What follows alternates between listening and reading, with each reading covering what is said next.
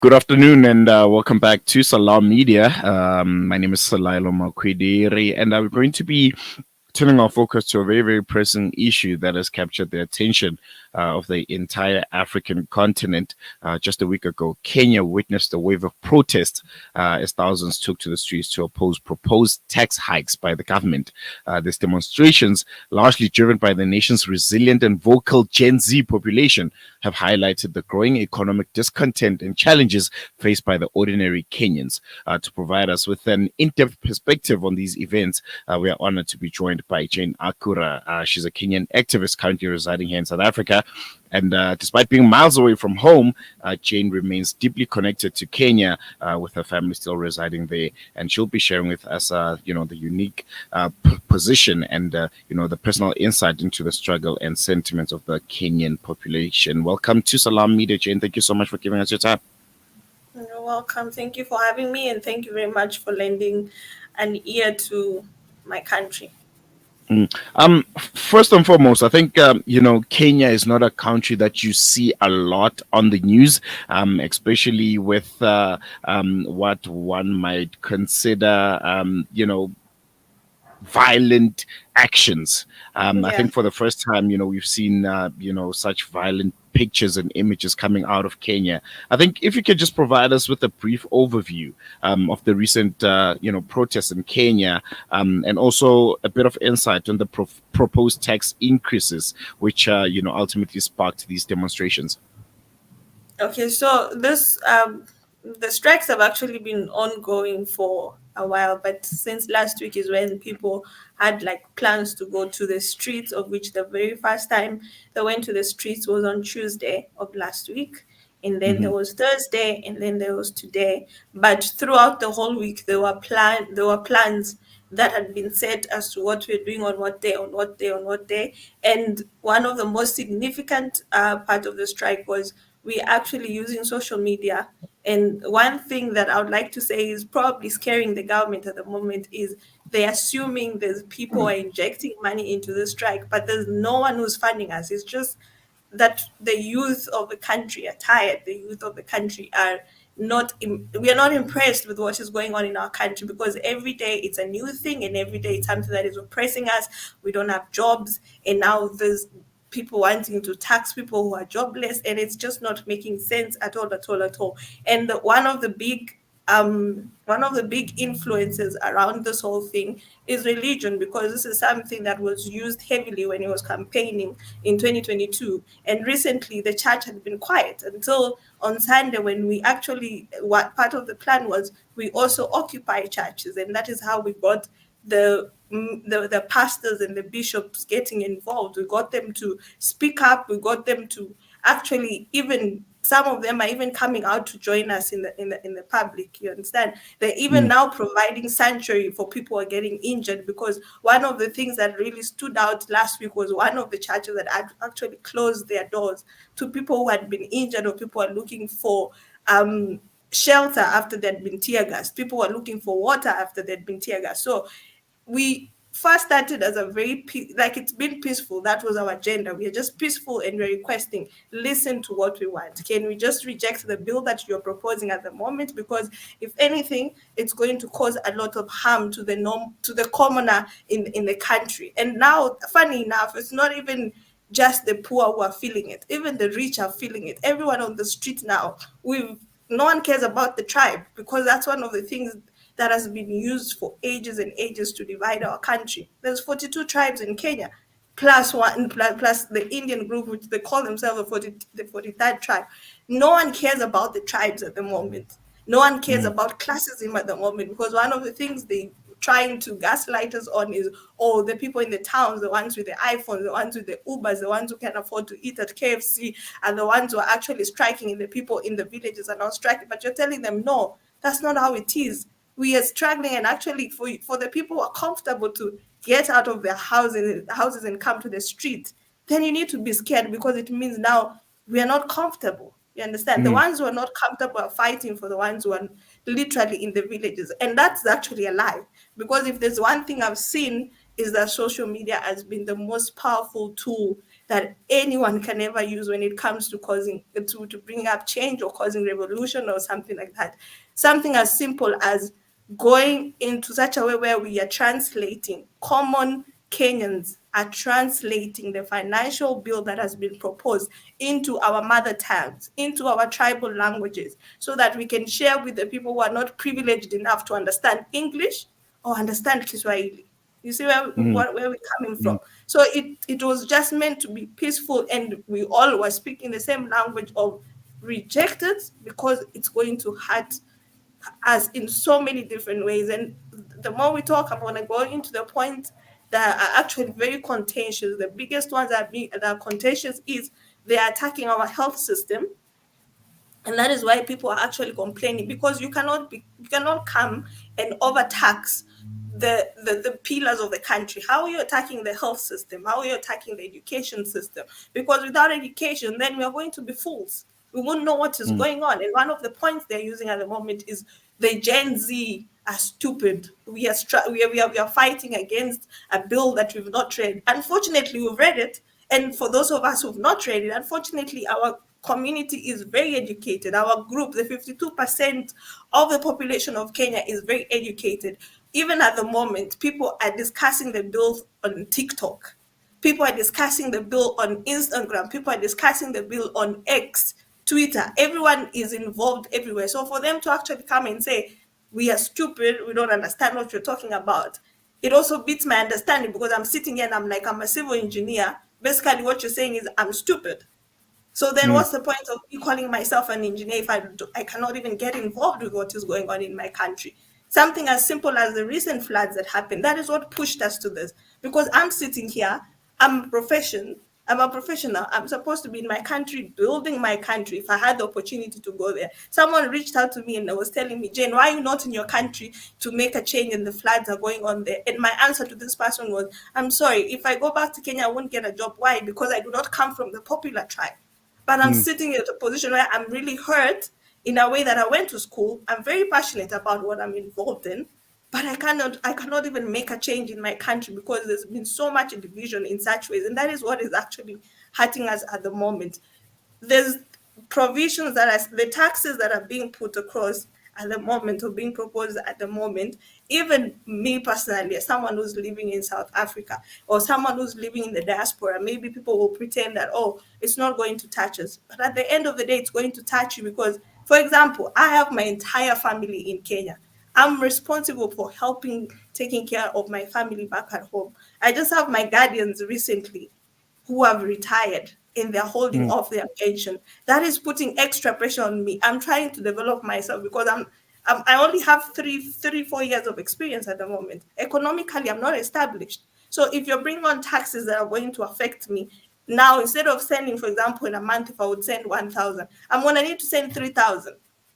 mm, There's taxes in South Africa that I need to pay. My salary is not increasing as much as it's supposed to increase because even here in South Africa, we're also struggling with unemployment. We're struggling with taxes increasing every day. So basically, how much can one person go through? And that is the biggest population of Kenya at the moment. The ones who are at home don't have jobs. The ones who have managed to get out, we are the ones that our families are looking at. You're mm, just one person. I come from a family of 8 children. My older siblings have children. Every now and then someone will call you, oh, can you please help me because I don't have school fees and this and this and this. You're not going to say no because that is school fees. You understand? And if it's school fees, the reason why they're struggling to pay for school fees is because each and every day there's increases on the school fees that you're supposed to pay. I went to school during a time where there was free education for the primary students for grade 1 to grade 8. It was free, and that was during mm, the time of our previous president, our late president Kibaki. And then I went to a high school, lucky enough for me, where I was fully sponsored. But there are people I graduated with from primary school who couldn't afford to go to high school. You see, already you've cut down the population that is going to be educated, because is this person going to sell their piece of land for them to go to school, or are they going to look for food to eat? Because now at that point, everyone ends up going to look for anything that can help them survive. That's how they end up getting into crime, and that is what we don't want. Let's mm, move forward to the university. Any person who studied in Kenya, if you got a B plus and above, you are entitled to help, which is actually a government subsidy or a government, let's call it bursary. It's like an NSFAS, right? Yeah. You, at least that way you ensure that a population can actually get into the universities, and that way you keep your students and you keep your country educated. But now even that help is being taken away. Basically what they're saying, the most that we can do is educate at primary school. But even that primary school, they've now scratched out, they're not contributing towards feeding programs, because that was one of the things that our late president put into place to ensure students go to school. It was one of the hindrances, because a big population of Kenya is poor. You understand? So if you cannot afford to go to school because you're hungry, he injected, okay, let's get food for this student and people go to school. And believe you me, that time there was a high population of students going to school because of that simple thing. But now you're not contributing to feeding programs. You've gone ahead, you've increased the school fees, people cannot have access to high school. You've gone ahead now, you've taken out help. Let me take a break.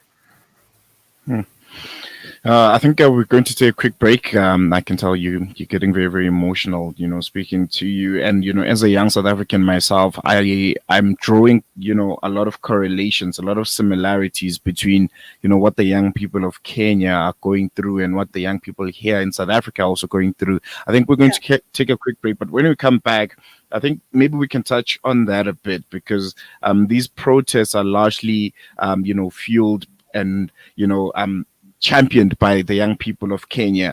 Just when we come back from the break, give us, a picture, draw for us a picture of what the common young person in Kenya goes through, with regards to unemployment, trying to scrape, education and making out of university and ultimately finding a job and still having, the responsibility of those that have sent you to school, and to be able to look out for them. I think there's a lot of similarities between, Kenya and South Africa, and, kudos to the young people of Kenya, for taking it upon themselves to challenge the government. But I want you to compose yourself, and then we'll come back after the break. Sure, thank you. Day by day. This is Salam Media.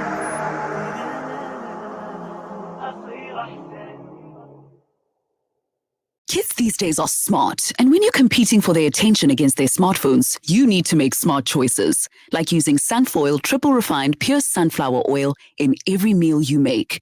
It's naturally cholesterol-free and approved by the Heart and Stroke Foundation as part of a balanced eating plan. So whether you're cooking, frying, or baking, you get the great tasting results that'll get their attention faster than the latest app.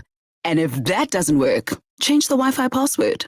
Sunfoil. Now we're cooking. World-class financial services only at Sapphire Global, your financial partner. If you are looking for Islamic, Sharia, and ethical financial products, look no further. Sapphire Global offers a wide range of financial service offerings, from short-term to life and investments. A full-service center with all financial requirements under one brand. Our highly skilled and experienced consultants are ready to help protect your financial future. Contact us on 041 001 0184 or visit our website on www.sapphireglobalfs.com. Sapphire Global is an authorized financial services provider. Education, health, dignity, empowerment. These wishes all begin with water. Africa Muslims Agency is committed to providing clean water to the thousands who still live without this basic human right. Support us in giving the best of charities. Provide a water well for 14,800 Rand or a borehole for 49,500 Rand in Afghanistan or 55,000 Rand in Africa. Gain Tawabi Jariya and help communities to reach their full potential. Africa Muslims Agency, empowering, educating, inspiring. Valley's Motor Spares. We supply motor spares and accessories for all makes and models of motor cars, LDVs, buckies, trucks, and earth-moving equipment. We deliver on time, every time. Please contact us via WhatsApp on 014-592-0925 or call 014-592-0925 or visit 28 Zenderling Street, Rustenburg. Remember the name, Valley's Motor Spares. Listen to something fresh. Listen to Salam Media. Welcome back. You're still tuned in to Salam Media with myself, Salailo Makwidiri, and we are having very emotional conversation that has turned out to be. We're speaking to Jane Akura, and she's just pouring her heart out about what the people of Kenya are going through and what sparked those demonstrations that we've seen last week and that are still ongoing. Jane, thank you so much for staying with us. I hope you're okay now. You've composed yourself a bit. All right. Before we went to the break, I just mentioned that I'm seeing a lot of similarities, a lot of correlations between what the young people of Kenya are currently going through and what the youth of South Africa are going through. And now I would like for you to just paint a picture for us about the common young person who's from Kenya that goes through the government system of education, ultimately making out of university and the struggles of finding a job and also the prospects thereof with the current economic situation. Unfortunately, like I said before, there are no jobs, first of all, in the country, because you'd find someone, a doctor, you'd find an engineer, you'd find a lawyer who even has up to a master's. Hell, there are people who even have PhDs on the streets with placards asking people to hire them because there are no jobs. And at the end of the day, those people are forced to either go back to their rural homes to look for to try and farm, and that's only if you come from a family that has a piece of land, because if you don't have a piece of land, then you're actually doomed. Number two, you're either forced to, there are so many hawkers in the streets in Kenya, people selling, you end up selling vegetables on the street, you end up selling peanuts on the street, you end up selling eggs on the street, because that's what I see. A lot of my people who are in my age group, that's what I see them doing. They end up being conductors for matatus. That's our taxi system in Kenya, because you need food at the end of the day. Your parent says, okay, I've taken you to school, I have nothing. This parent is looking at you because they expect you now to be in a position where you can also take care of them. You have younger siblings who are looking up to you as well. At the end of the day, you're forced to go into a position where you hustle. We call it hustling because that is what a lot of the people within my age group, the 52% of the Kenyan population, the youth, you're lucky if you get a job when you move out. And also, you're lucky if you get a job in the sense that the person who's hiring is from your tribe. You understand? Because that is also one of the biggest deterrents in getting a job. Like I mentioned before, I'm from the Luo tribe. If I go home, it will take a lot of time for me to get a job because I don't come from the prominent tribe. And that's what we are fighting now. That is what this current protest is actually fighting against, because everyone came out regardless of their tribe, regardless of their class. You understand? So there's that aspect of, okay, now I'm stuck. I have all this education. You're lucky if you get out of the country. And even if you get out of the country, sadly to say, you're going to end up in a country where you're going to work as a domestic worker or work as a watchman somewhere. And I'm talking from experience as someone who has a nephew who had to move from home to Saudi Arabia, Qatar, to work as a security guard. This is someone who has gone to school. This is someone with secondary education. Why can't they find something to sustain them or to do in their own country? The other day he called crying, like, I'm not okay mentally. So you also have to deal with, you don't come from that country. You have to deal with racism. You have to deal with xenophobia. You have to deal with lack of not being at home. The money you're getting is not even enough to sustain you where you are or even send it at home. So at the end of the day, what happens to a youth is people are suffering. So many of our people are ending up killing themselves. People are on the streets right now fighting and crying and asking the government, can you please listen to us? They've already killed two people. Right now, as I'm checking what's going on online, they shot two people in front of the parliament as I'm speaking to you. Before today, there were two people who've died. One was 29, that's my age mate. I'm 29. Someone who died because they were fighting for their country. One was 21. This is a 2000, someone who was born in 2000 is on the street saying, listen to me, because I don't want to suffer like my parents have suffered. Don't put us in a position where we don't have jobs. Don't put us in a position, because what the government is saying is, we are seeking jobs for you abroad.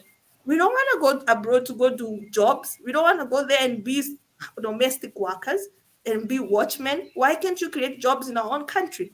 That's what we are asking for. Now there's a new bill proposed. The bill proposes that if you're above 25, you're living with your parents, you're supposed to give 300 shillings every single month to the government as tax. Where are you getting that money if you're not employed? Where is 300 shillings coming from and you're not employed? I've told you, Oh. there's also, if you don't have a job, you either go home and you're going to farm.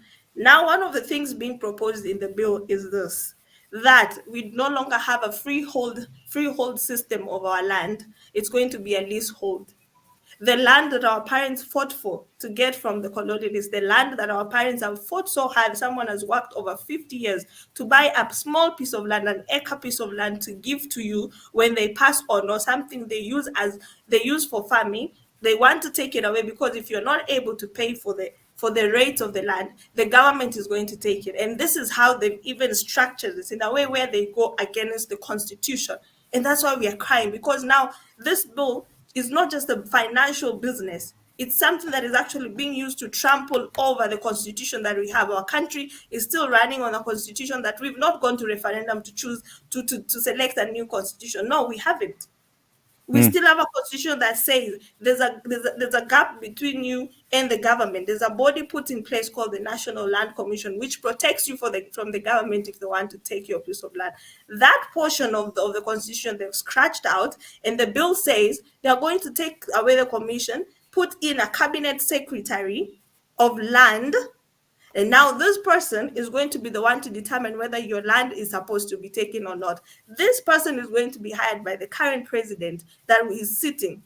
And this current president, we are seeing how he's maneuvering. Just the other day, the first reading of the bill has happened.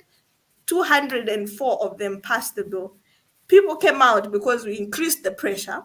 People came out saying, I was bribed 2 million to say yes, but I said no. There's confessions from these members of parliament saying, I was bribed to pass this thing. Today, right now, as I'm speaking to you, they've actually passed the bill now with 195 people saying yes, 106 saying no, 3 spoiled votes. But again, if you go on social media, because that's the tool that we are using, people are watching the news happening. One of the questions someone is asking is, okay, this is the number of members of parliament we have, which is 337.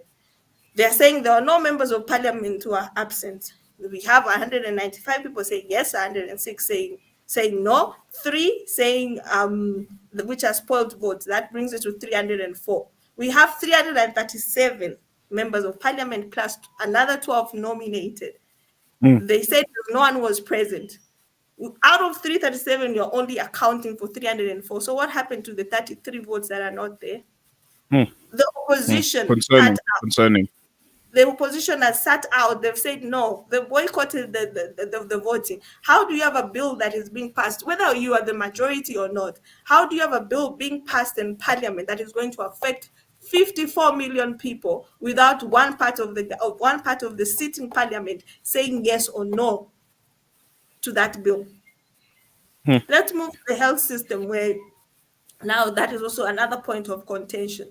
Now the bill as it stands, I think as it stands now, they propose that they're going to put in a tax on cancer treatment.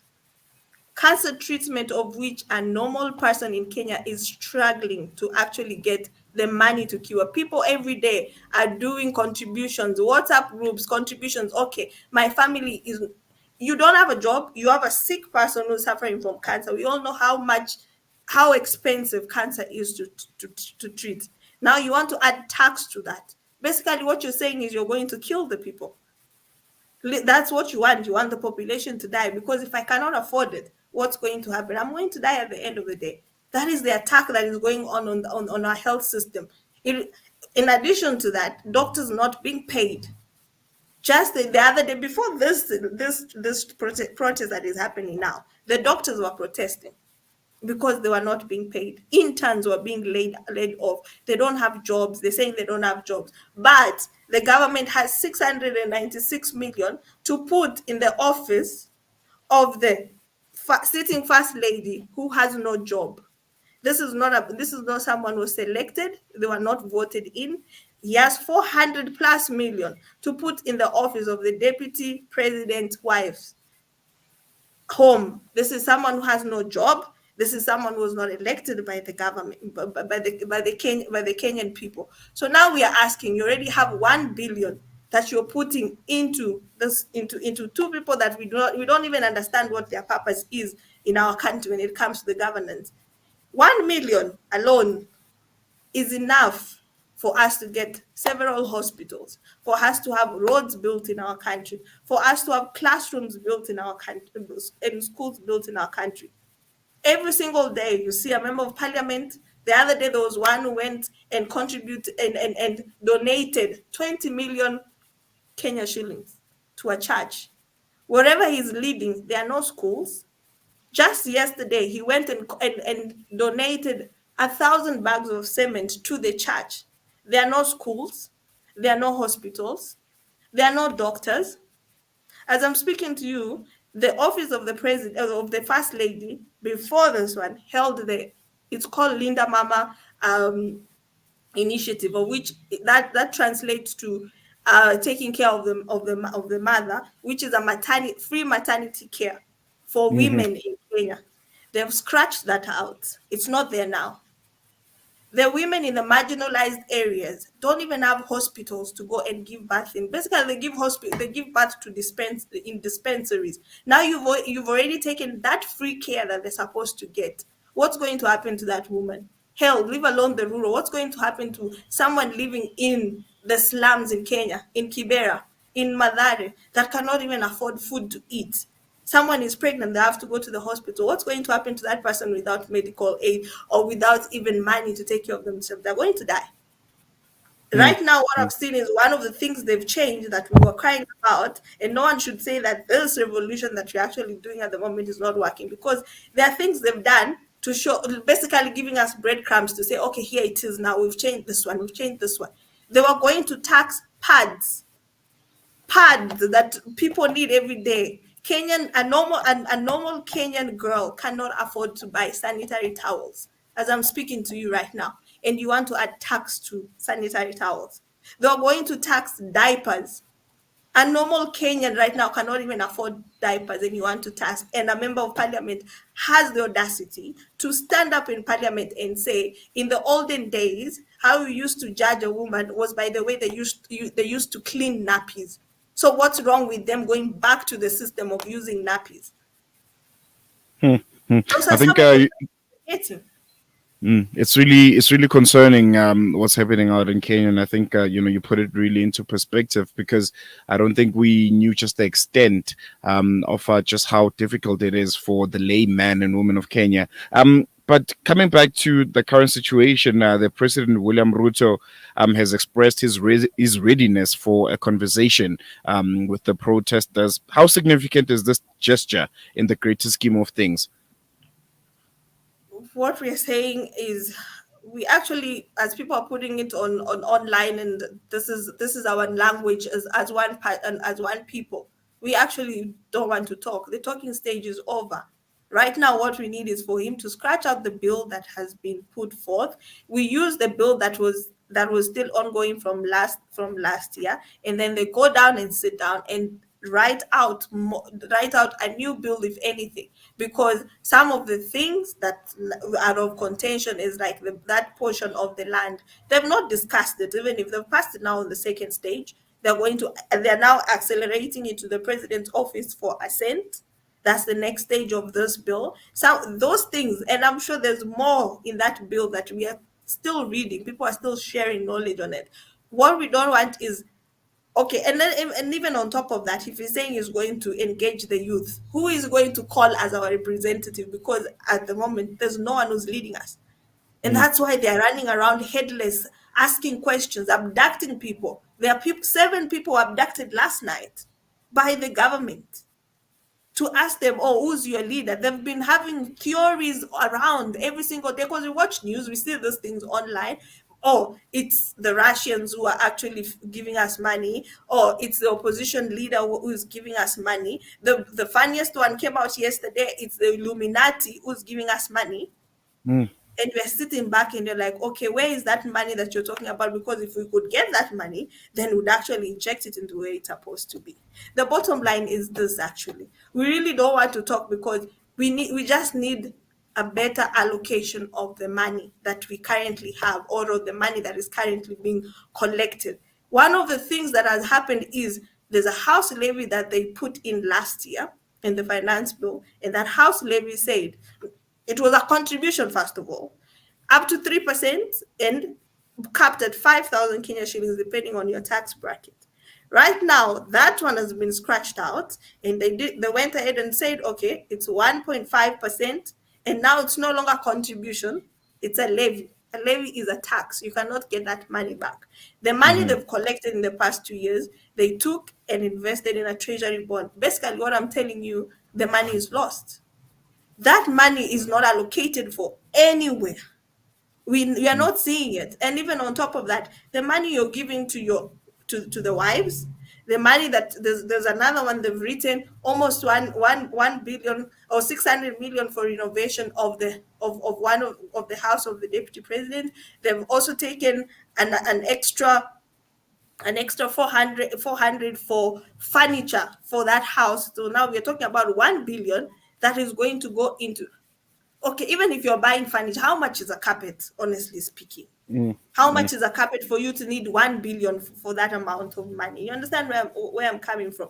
And then if to add injury to the insult, 800 million, which is quoted as confidential.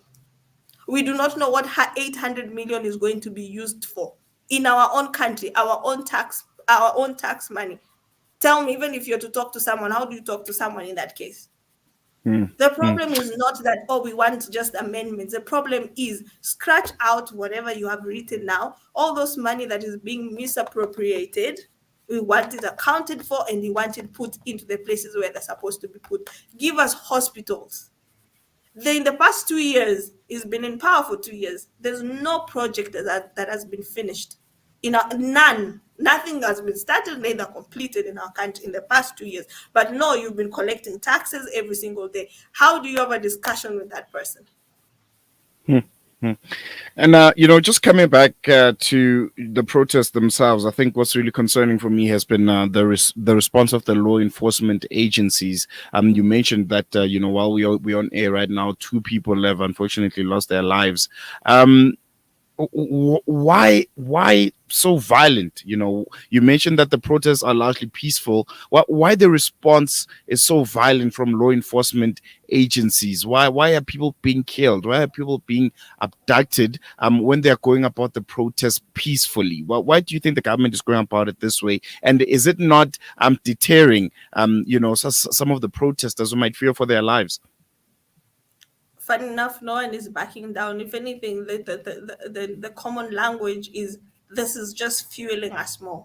We are going out even more. There's more people that came out today than last week. There's more areas that are now being involved than last week. His own hometown, Eldoret, is actually out at the moment. And these people, like I told you initially, how we voted was, this is my person. This person comes from my tribe. This person, for example, here, we'd say this person is Zulu. We are going to vote for this person because he's Zulu. You understand? Now, put it in this way. Durban is actually going out to fight against the person they've actually elected because this person belongs to them. That is what is going on at the moment. They've pulled down a banner that says the president of the government of Kenya. That is just not a banner being pulled down. That is a symbol. Even in the olden days when people are fighting for freedom, it was not them pulling down a statue. Let me not even go too far. The recent university strikes here in South Africa, when people are pulling down the statues, it was not just a statue. That is a symbol to say, we are tired of you. Now it's time for you to go. Now your own people are the ones who are saying, no, we do not want you. So they're scared because they're seeing, okay, these people are actually coming out in numbers. What is the response we can give them? Fear. Inject fear as much as we can, but people are not backing down. We're not scared. As I'm speaking to you right now, they've actually gotten into the parliament and it's burning down. Hmm. If you go I think online, I think we'll have to fact check that. I'm not sure my producer can, and then we can break it as news. You're saying as things are right now, the Kenyan Parliament right? is on fire. There are protesters The inside, protesters, and yes, they're tearing it down. they've gained access into the parliament that I'm speaking to you Hmm. now. And one of the barricades, the machinery, the trucks from the police, the one that was set alight just before me and you started. I was Hmm. watching it online. So just tell your producer to check, because that is what is happening at the moment. Hmm. In the Hmm. past few minutes as I've spoken to you, I've not gone online to check anything, but there's things going on right now. They had barricaded us from the parliament for a while until now, when they've gotten access, and that's how they've managed to shoot two more people. That's what the last time before I started speaking to you, there were two people lying down. I just got a message from my mother in our WhatsApp group. Two people have been shot in front of the parliament. So Hmm. just check. No, we'll definitely And that look was at not it. our that was not our intention. It was a peaceful protest, but now it's like an insult. You've gotten us to a point where we did not want to burn down our. The protests have been peaceful largely. Since last week, there was no looting. There was no one who was stealing from someone. There was no one who was. There was no violence. The only violence that was being put across was from the police to us, tear gassing us and using water cannons. That's what they've been doing.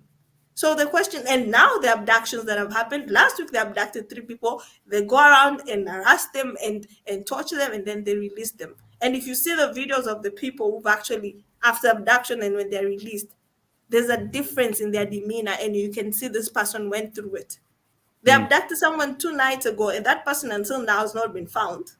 The people they've abducted last night, the parliament itself, someone in the parliament stood up and said, "Can we please account for these people? We need them released." The speaker of the parliament said, sent out a message to the person in charge of the police. You have 2 hours to produce these people. These 7 people who have been mentioned in the parliament. I'm not telling you things that are not happening. I'm telling you things that are happening, and I'm actually seeing them happening now as on my phone, on the internet. Hmm. Hmm. And that is the other thing. We needed our phones. We basically just came with our phones. The person they killed last week, that 29-year-old boy, Rex Masai, only had his phone and his ID on himself. And he was running away when the police shot him. And we cannot even say it's alleged, because it was caught on there's videos going around of this person firing a shot. And according to Rex's mother, the account of Rex's friend, he came back and asked the police to help him carry his friend to the hospital or find help. And the police said, "Let him die." That was the response for one of the police: "Let him die." And he died, sure. Kenya is going to elections in about 2 years' time. Just how pivotal do you think this moment, these protests and the uprising currently happening, how pivotal is it going to be in the upcoming elections? Or is it going to be something that will be forgotten as people go out to vote, as we've seen also here in South Africa being the case, where people go out in their numbers, protest against the government, say all kinds of things online. But when it comes to elections, the vote still swings in favor of the very same government that's considered oppressive, that's responsible for the loss of many lives, and they still maintain their power. 2027 elections, Kenya, what's the discourse? What's the conversation around that? Believe you me, this is going to be history. We are going to sweep out every person in that government is going home. You know why I'm saying that? Even now, after they voted, because according to our rights, we can actually vote. We can recall a member of parliament after 2 years. This is their second year, which means we have the right to recall a member of parliament. But this is where it even gets trickier. because we do not have the body that is in charge of elections, the IEBC. It's been disbanded. And if you check the steps into how you can recall your member of parliament, the very first one says you're supposed to put in a petition with the voting body in the government. It's not there. So it's like already they've cuffed our hands. You see, we can't make a change even at that moment, because it was so funny. In the Saturday evening, one of the things that was happening on Saturday evening when people went to the clubs was we had to observe 10 minutes of protesting, and it happened. And one of the videos going around is in one of the areas in Kenya, they were collecting signatures. You only need 2,000 signatures to recall your member of parliament. They were collecting signatures in a club at night to recall their member of parliament. But we cannot go ahead with it because why? Our hands are tied. We do not have the electoral body. It's not there as I'm speaking to you. So this is what is going on. This is the common language amongst all of us. The government has always been elected in a way where people sort of like suffer from amnesia. You understand? Someone will come, give you 10,000 rand, give you 200 shillings, 200 shillings, you go out and vote for them. This is what we are telling our parents. And largely, this is why it's so important that it's the Gen Zs and millennials that are leading this, that are leading the strikes now, because we are the majority of the Kenyan population. 52% is made up of us, and we are not going to forget. Unlike our parents, the way they forgot, and like how they voted, and I promise you this: one of the key factors in how people voted in the post-election, the one that happened in 2022, was largely based on tribe. This person is not from my tribe, this other person is from my tribe, I'll vote for this person. And this is how the votes were swung. The largest areas, the two largest areas in our country, one, the president comes from that side, and the deputy president comes from the one of the sides. They lobbied and brought in people together. They got one of their votes came from there. We are not looking. We've dismantled the tribal aspect of it. We came out in large numbers without someone caring this is a Luo, this is a Kikuyu, this is a Kamba, this is a Maasai. We've actually dismantled that. And that is why they're running around headless and scared, because they're wondering, okay, what are we going to use to divide these people now? They tried pulling out that simple, maybe to this person it was a simple statement of, you see, the ones who are protesting are the ones in town who are going around with iPhones and Ubers, and after that they go and eat KFC. They're the ones who even have 100% electricity in Nairobi. And we were left wondering which Nairobi has 100% electricity, because that's not true. One of the biggest slums in Africa, Kibera, is in Nairobi. They don't have electricity. So what was he trying to tell those people? They're trying to get the classism now. And we ended up telling them, no, sorry. One of the viral videos going around at the moment is of a lady who comes from one of the marginalized areas in Kenya, the places where they go and tell people, oh, you guys don't have electricity, you don't have water, but in Nairobi they have electricity and water. And one of the videos going around is from a marginalized area. So and this person is speaking the same language as us, saying, no, enough is enough. So believe you me, this is not just a protest that is happening around the financial bill, because we are fighting, one, over taxation, and two, we are fighting corruption, and three, we are fighting misuse of our funds that they are collecting. This is going to be pivotal because people are lobbying each other. Personally, in my capacity, I've said one of the things that I'm going to make sure is I'm going to push people however much I can, whichever population I can reach. Get your IDs, of which that is also another point of contention. Two minutes ago, IDs were free in Kenya. You don't have to pay for anything. I feel like an identity card is the government's right to, it's the government's responsibility to provide. But at the moment, we have to pay 1,000 Kenya shillings to get a national your identification card. That is already, they're already crippling us. But even regardless of that, we're going to get our IDs, we're going to get voters card, and people are going to vote in large numbers. That is the honest truth, because we are tired. People are tired, and there's not going to be any division in terms of tribes, in terms of class, because that was one of the tools they used. It was, hustler versus the rich people mentality. That's what they use, and now that's how they got into governance. So now, if you're telling me it was hustler versus the rich people, what language are you going to take going forward? Because the current financial bill is going to cut across. Everyone is going to feel it. So what is the tool you're going to use then? You see what I'm saying? This is No, not just definitely. it's not just now. It's something that is going to spill over moving forward. I think we're going to leave it there, Jane. I'm sure you are really, really itching to go back, to your fellow Kenyans online, and to try and push the discourse there. I'm sure as this conversation continues to unfold, we'll be catching up with you to get the latest. But really, really appreciate you giving us your time and painting a picture for us about the situation in Kenya and what's currently happening there. Thank you so much for having me. And again, thank you for lending us an ear. We need as many people as possible involved in this. That was Jane Akura, activist and civil engineer, giving us insight on the protests that have rocked Kenya and ultimately the whole of Africa. And what really stands out for me is just the correlation, similarities between what's currently happening in Kenya and what's happening right here in South Africa. And as she's speaking about just how the average Kenyan is not surviving in the economy, the plundering, the skull thievery that the leaders of Kenya are subjecting the people of Kenya to, the looting of government resources and funds. And I'm thinking to myself, she could be speaking about South Africa.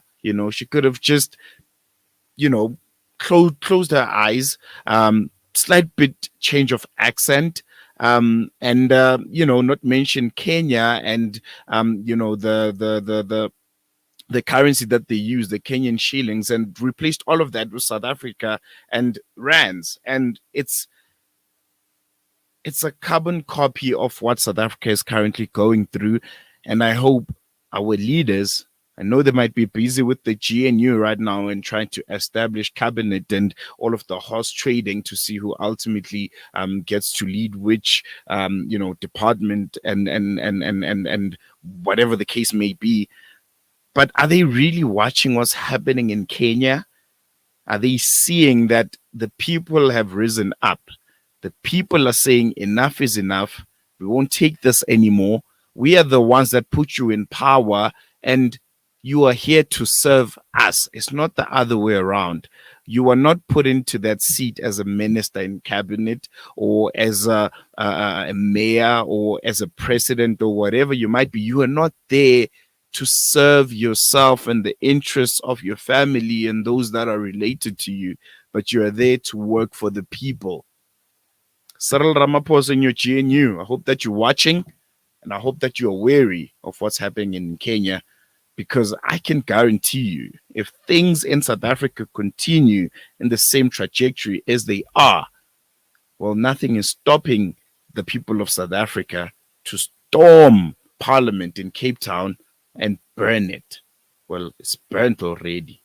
But wherever Parliament is, nothing is stopping South Africans from going there and burning it and saying, we can't take this anymore.